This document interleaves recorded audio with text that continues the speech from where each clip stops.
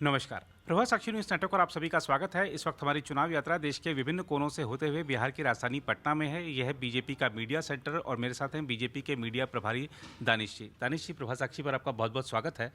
और हम देख रहे हैं कि 6 चरण का जो आज छठे चरण का मतदान हो रहा है, 7वें चरण के लिए प्रचार प्रधानमंत्री जी ने बिहार आकर ही गरमा दिया है। तो ये जो चुनाव प्रचार था अब तक का, इसको आप कैसे देखते हैं? 7वें चरण में क्या मुख्य बिंदु रहने वाले हैं आपके प्रचार के, जैसा कि गृहमंत्री जी ने आप सभी को दिशा निर्देश भी दिए हैं 2 दिन पहले हुई बैठक में?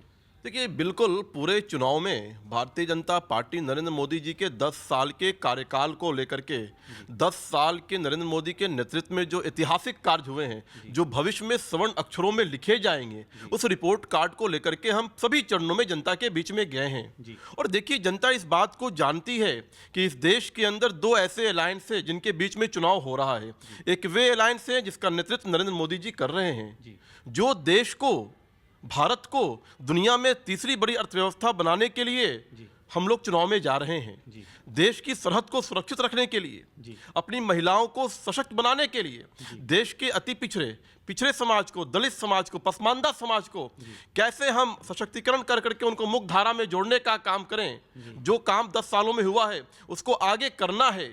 और देखिए, जिस प्रकार से लाभार्थी योजना हो, जिस प्रकार से आज 70 वर्षों के बाद घर घर में शौचालय का निर्माण हुआ हो, गरीबों के छत पे जो है पक्का मकान दिया गया हो, गरीबों को जो है अनाज दिया गया हो और बिजली पहुंचाई गई हो, ट्रिपल तलाक जैसे मुद्दे हो जो इस धरती का सबसे बड़ा पाप था, जिससे मुस्लिम महिलाओं को निजात दिलाया गया हो, उनके जीवन में उजाला लाया गया हो, जम्मू कश्मीर से धारा 370 को हटा करके वहां पे पहली बार आज़ादी के बाद आरक्षण पहुंचाया गया हो, राम मंदिर जैसे मुद्दे हैं जहां पे कि प्राण प्रतिष्ठा सौहार्दपूर्ण तरीके से कराया गया हो। तो ये सारे ऐतिहासिक कार्य हैं और ये जनता के बीच में है। इसलिए जनता भारतीय जनता पार्टी को वोट दे रही है, जो पिछले 5 चरणों में जो रुझान आया है। दूसरी तरफ कौन है? दूसरी तरफ वो अलायंस है जो अपने बेटों को, अपनी बेटियों को और अपने राजनीतिक वजूद के लिए चुनाव में है, जो तुष्टीकरण के लिए, जो देश के अंदर तुष्टीकरण कर सांप्रदायिकता को बढ़ावा देने के लिए चुनाव में हैं। अब देखिए, आप बिहार के अंदर हैं, बिहार में लालू प्रसाद यादव और राबड़ी देवी सिर्फ अपनी बेटी के संसदीय क्षेत्र में जाती हैं। सिर्फ वो सारण जाते हैं क्योंकि वहां से रोहिणी आचार्य चुनाव लड़ रही है। वो सिर्फ पाटलिपुत्र जाते हैं क्योंकि वहां से मीसा भारती चुनाव लड़ रहे हैं। वो किसी दूसरे उम्मीदवार, राजद के उम्मीदवार के पास नहीं जाते हैं। तो इससे साफ जाहिर हो जाता है कि एक तरफ चुनाव है देश को सशक्त करने के लिए और दूसरे तरफ वे लोग हैं जो अपने परिवार को, अपनी बेटियों को स्थापित करने के लिए इस लोकसभा के चुनाव में हैं। और एक चीज़ और कि अभी आज जैसे छठे चरण का मतदान चल रहा है, उससे ठीक पहले लालू यादव का और तेजस्वी यादव का ट्वीट आता है। लालू यादव कहते हैं कि वही एक पुराना राग की संविधान और लोकतंत्र बचाने का चुनाव है। तेजस्वी यादव कहते हैं कि तुम मुझे वोट दो, मैं तुम्हें नौकरी दूंगा, खटाखट खटाखट खटाखट। देखिए, ये तो साक्ष्य है। लालू प्रसाद यादव 15 साल शासन में थे, वो और उनकी पत्नी। एक भी आरक्षण देने का काम नहीं किया इन लोगों ने, किसी भी समाज को, ना पिछड़ों को, ना अति पिछड़ों को, ना दलितों को, किसी को आरक्षण नहीं दिया। लालू यादव जी ने अगर आरक्षण दिया तो अपनी पत्नी को दिया मुख्यमंत्री बना करके, उसके बाद अपने बेटे को मुख्यमंत्री बना करके आरक्षण दिया, उसके बाद दूसरे बेटे को मंत्री बनाया। बेटी चुनाव हार गई तो उसे राज्यसभा भेजा। अब दूसरी बेटी को सिंगापुर से टूरिस्ट बना करके लाया है छपरा में और वहां चुनाव लड़वा रहे हैं। तो ये है उनके आरक्षण की परिभाषा। और भारतीय जनता पार्टी देखिए, आज इस देश के अंदर केंद्रीय मंत्रिमंडल में जितने कांग्रेस के सांसद नहीं हैं, उससे ज्यादा ओबीसी के मंत्री हैं। तो ये होता है सामाजिक न्याय। प्रधानमंत्री ने विश्वकर्मा योजना के माध्यम से मुसलमानों में भी जो दलित समाज है, पिछड़ा समाज है, पसमानदा समाज है, उनको भी पसमानदा विमर्श के माध्यम से, विश्वकर्मा योजना के माध्यम से मुख्य धारा में जोड़ने का काम किया। ये होता है सामाजिक न्याय।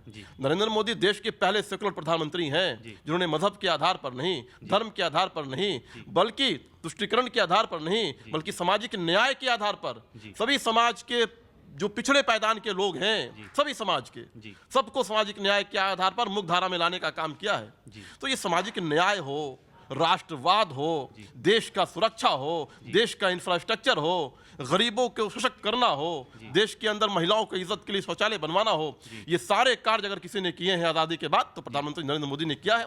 इसलिए मुझे पूर्ण विश्वास है कि बिहार की जनता और देश की जनता एक एक बटन जो दबा रही है इलेक्शन के दिन, वो कमल पर दबा रही है ताकि भारत जो है दुनिया की सबसे बड़ी अर्थव्यवस्था बनकर के उभरे।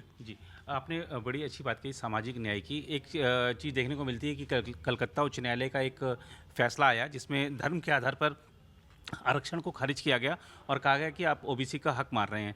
राजस्थान सरकार ने संकेत दिया है कि लोकसभा चुनाव के बाद वो पूर्व की सरकार ने जो 14 मुस्लिम समूहों को आरक्षण दिया का लाभ दिया गया ओबीसी में लाके, उस फैसले की समीक्षा करेगी। आपको लगता है कि सभी सरकारों को ये देखना चाहिए अपने अपने राज्य में कि धर्म के आधार पर आरक्षण नहीं हो, क्योंकि संविधान की मूल भावना के खिलाफ है ये? देखिए, ये स्पष्ट है जी। कि इस देश के अंदर मजहब के आधार पर, जी। धर्म के आधार पर किसी प्रकार का कोई आरक्षण का प्रावधान हमारे संविधान में नहीं है। जी। और अगर कोई भी राजनीतिक दल या राजनेता जी। मजहब के आधार पर आरक्षण की बात करता है तो वो बाबा भीमराव अंबेडकर के द्वारा निर्मित संविधान का अपमान करता है, उसका विरोध करता है। जी। इस देश के अंदर सामाजिक न्याय के आधार पर सभी समाज और मजहब के लोगों को जो पिछले पायदान पर हैं, जो पिछड़े हैं, अति पिछड़े हैं, ओबीसी कैटेगरी के माध्यम से उनको आरक्षण मिल रहा है। लेकिन दुर्भाग्यपूर्ण इस देश के अंदर सांप्रदायिकता की राजनीति के लिए, तुष्टीकरण की राजनीति के लिए ये लोग मुस्लिम आरक्षण का बार बार नाम लेते हैं और मुस्लिमों को बरगलाने की बात करते हैं। मुस्लिम आरक्षण से जो है सवाल ही पैदा नहीं होता है इस देश के अंदर कि मुस्लिम आरक्षण लागू हो सके। इसलिए देखिए, जो पश्चिम बंगाल का जो माननीय न्यायालय का जो आदेश आया है, मैं मानता हूं कि ये स्वागत योग्य कदम है और लोकतंत्र के लिए और इस संविधान के लिए एक बहुत ही महत्वपूर्ण निर्णय आया है ये। और इन लोगों को इससे सबक सीखना चाहिए कि किस प्रकार से अपने वोट बैंक को बनाने के लिए ममता बनर्जी ने 70 मुस्लिम जातियों को ओबीसी की कैटेगरी में डाल दिया, जी। जो बिल्कुल सही नहीं है, जी। जो माननीय न्यायालय और हमारा जो संविधान है उसके मूल आत्मा के विरुद्ध है। इसलिए न्यायालय ने जो संज्ञान लिया है, हम मानते हैं कि वो एक स्वागत योग्य कदम है और इससे पूरे देश में एक संदेश गया है कि मजहब के आधार पर कोई कहीं भी आरक्षण की बात नहीं कर सकता है। जी। और आप यहाँ पर मुकाबला तो एनडीए और इंडिया गठबंधन के बीच में है। आपने मजहब की बात की तो मजहब के नाम पर वोट मांगने ओवैसी जी भी आ रखे हैं। देखिए, ओवैसी जो हैं वो आज़ादी जब बंटवारा हुआ भारत का, तो जिन्ना की जो विचारधारा थी उस विचारधारा के कारण भारत के बंटवारे हुए जी। और जिन्ना के विचारधारा के लोग पाकिस्तान चले गए। लेकिन उसके बावजूद भी कुछ लोग भारत के अंदर जो जिन्ना की विचारधारा को जिंदा रखते हैं, जो छोटे छोटे पाकिस्तान के रूप, पॉकेट के रूप में आज भी भारत में उपस्थित हैं, वो रह रह कर भारत के अंदर मुस्लिम आरक्षण की बात हो, मुस्लिम सांप्रदायिकता की बात हो, मुस्लिम का सबसे ज़्यादा रिसोर्सेज पे अधिकार की बात हो, इस तरह की बात करके वो भारत के अंदर रह रहकर सांप्रदायिकता को बढ़ावा देने की काम करते हैं।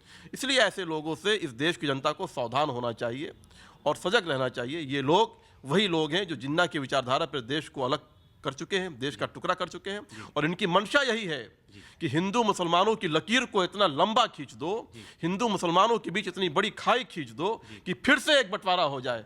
लेकिन जब तक नरेंद्र मोदी जी हैं, जब तक ये हम जैसे भारतीय राष्ट्रवादी भारतीय हैं, तब तक इनके सपने कभी जो है हकीकत में नहीं बनने वाले। जी। आज प्रधानमंत्री जी लगातार रैलियां कर रहे हैं। पाटलिपुत्र में थे, आप भी थे उस रैली में, उसके बाद काराकाट और बक्सर में भी रैलियां कर रहे हैं। तो जिस तरह का जनसमर्थन मिल रहा है उसको देखते हुए आप बिहार में कितनी सीटों की कल्पना कर रहे हैं? बाहर आपने लगा रखा है कि इस बार 40 हमार, कैसे हो पाएगा 40 हमार? देखिए, निश्चित तौर पर जिस प्रकार से बिहार के अंदर बिहार के लोग, बिहारी अवाम प्रधानमंत्री को स्नेह दे रहे हैं, आशीर्वाद दे रहे हैं, प्रेम दे रहे हैं, अद्भुत है, अकल्पनीय है। मैं अभी कुछ देर पहले ही प्रधानमंत्री के कार्यक्रम से आ रहा हूं और जिस प्रकार से अपार समूह, अपार भीड़, जिस प्रकार से इतनी शिद्दत की गर्मी में भी अपने प्रधानमंत्री को सुनने के लिए, उनका एक नज़र उनको देखने के लिए जिस प्रकार से लोग उतावले हैं, खासकर महिलाएं। देखिए, मैं मानता हूं कि इस 10 साल के कार्यकाल में सबसे ज़्यादा अगर कोई प्रभावित हुआ है,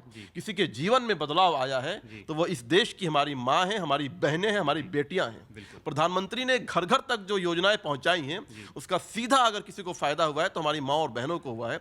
इसलिए वो अपने प्रधानमंत्री को देखने और सुनने के लिए आती हैं।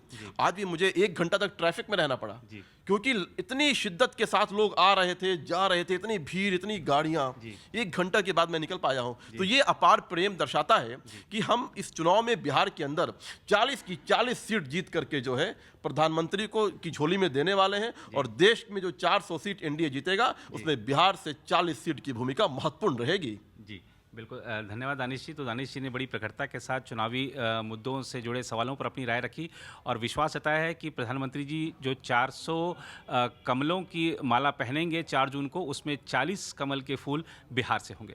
देखना होगा कि परिणाम क्या रहता है। फिलहाल इस रिपोर्ट में इतना ही। कैमरामैन राम महाजन के साथ मैं नीरज कुमार दुबे, प्रभा साक्षी न्यूज़ नेटवर्क के लिए पटना से। अगर आप भी लेना चाहते हैं देश दुनिया की तमाम जानकारी तो आज ही सब्सक्राइब करें हमारे चैनल को। साथ ही नीचे दिए बेल आइकन को जरूर दबाएं ताकि हर अपडेट आप तक पहुंच सके।